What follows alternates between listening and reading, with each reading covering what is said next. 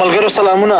ملګرو دا وختي خو به تاسو لږ لږ دا سوشل میډیا کې لیدلي که نه خبره موږ پټه ساتلې وه. په مشر باندې نن حمله شوې ده، کسان نیولي دي، اسلحې سره نیولي دي، غوښتل چې مشر باندې بیا ټیک وکړي. اوس خبره دا ده چې خبره بهر راباسي، هلته نیټورک کار نه کوي، نه پوهېږم څه مسله ده. اوس فلحال رابطه نه کېږي. هغوی ورباندې ویډیو هم کوي، سمه ده جي یا بل ملګری به ویډیو هم وکړي.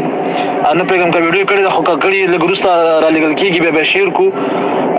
نو اوس خبره دا چې موږ ټرین شروع کوو. ټرین پکار ده، ډېر عاجل ټرین پکار ده. ټول ملګري باید اکټیو اوسېږي.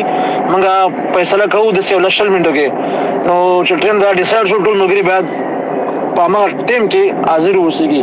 صرف خپل ټویټونه ولیکئ او څومره هم چې ګروپونه دي ستاسو د ضلعو یا د صوبو یا د ولسوالیو ګروپونه دي، ټول خبر کوي چې ملګري ریډي او خپل ټویټونه تیار انده اوس نه ولیکئ.